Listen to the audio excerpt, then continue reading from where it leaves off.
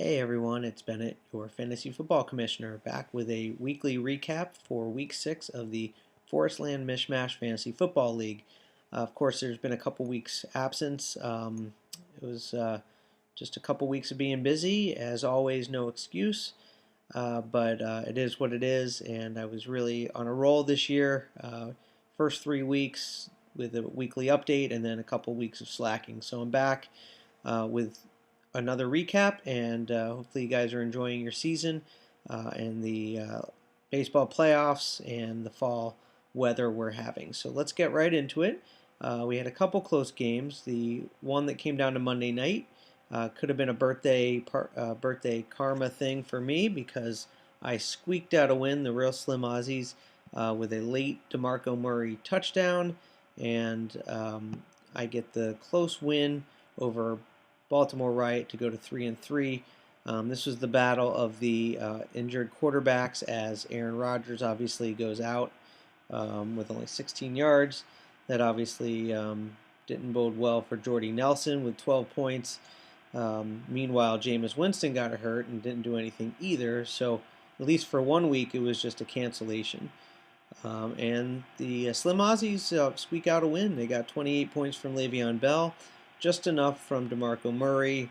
And the big news really is who was not playing, which is Adrian Peterson, who was picked up off the waiver wire. Of course, very savvy move for me, picking him up when I heard about the trade. And then, of course, being too wimpy to actually start him and playing the wait-and-see game. So hopefully for me, he'll be good the rest of the season. But obviously, made it too close for comfort by having Adrian Peterson on the bench. So we'll see if that bodes well moving forward. The Slim Aussies definitely need some points, struggling with quarterbacks and struggling to score points this year. Obviously, Baltimore Riot is really tough position. First of all, had Jason Witten on a bye, really no backup tight ends to pick up, so was at a disadvantage right there. And then, of course, now with Aaron Rodgers out, still has Jared Goff, who's been serviceable this year. So we'll see if Riot can stay in contention. They do fall to 2-4, while the Slim Aussies go to 500. Some other games we had Cartel. Show Me Your TDs falls to 1-6. They needed a little bit more. They got as much as you could ask for. 21 points from Ryan Suckup, also in the Monday night game. But needed a little bit more from I think it was the tight end.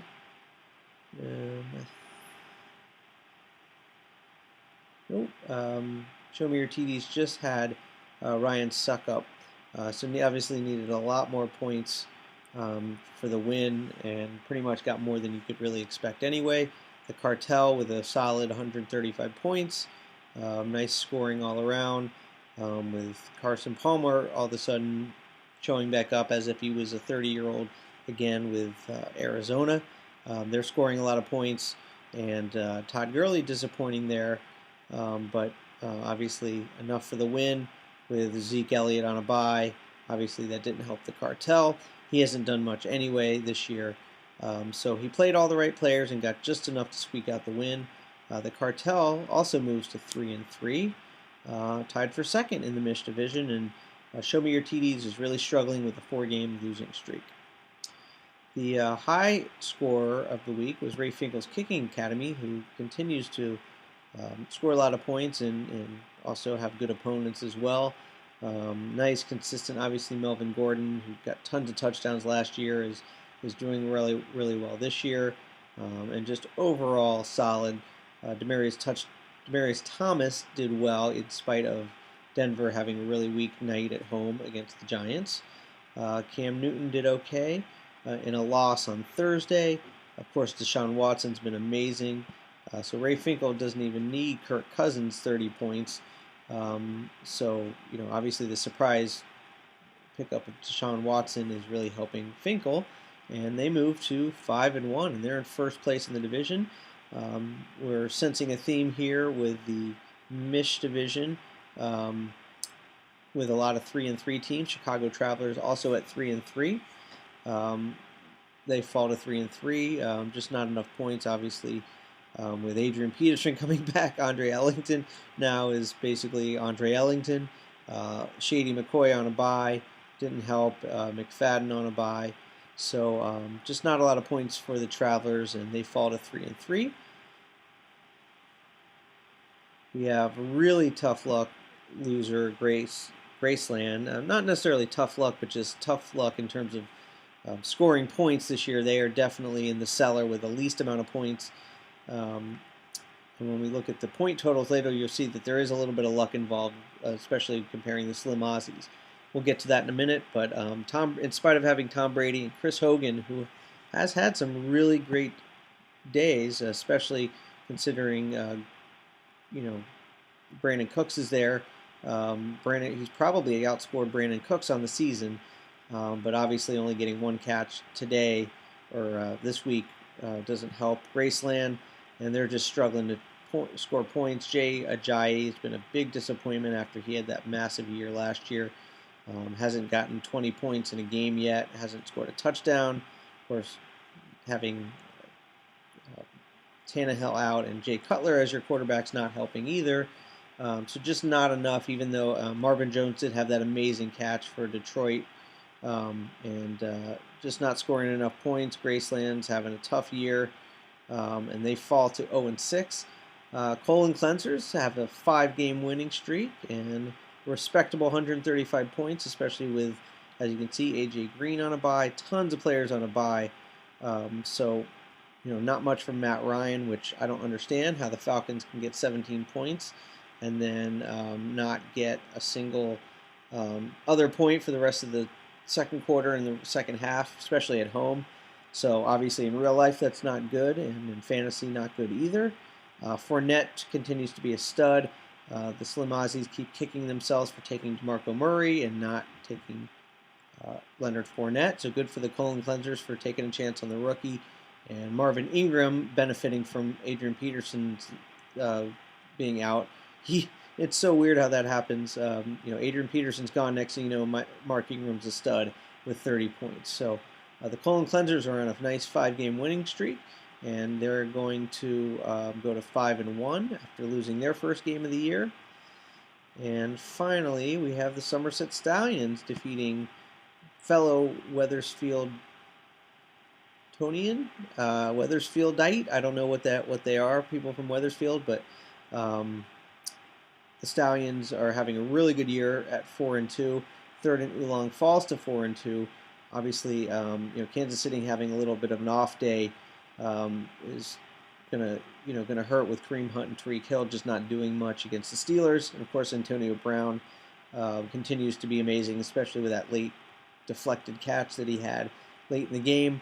They get a very respectable 150 points, but fall to the Stallions, who, despite Deshaun Kaiser with a big goose egg, Tyrod Taylor's on a bye, and not much else. Oh, and Andrew Luck's still hurt, out for the year. So far, the Stallions still are managing to put up a lot of points, and even, again, in spite of Deshaun Kaiser's 0 points, they get 161.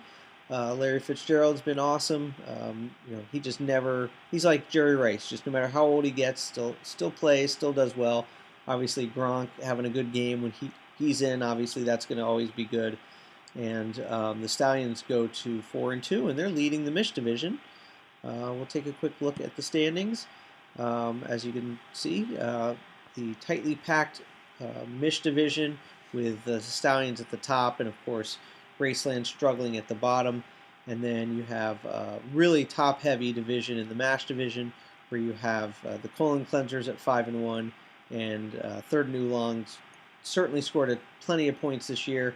Maybe a little tough luck to be 4-2, but you can see powerhouses are really in the Mash division. If we look at the points, you can see point-wise, you see the 3 highest point totals in the league are, not surprisingly, from the Mash division, and that sort of goes hand in hand, even though the standings don't 100% reflect the scoring. Obviously, the 3 highest scoring teams in the league have the best records.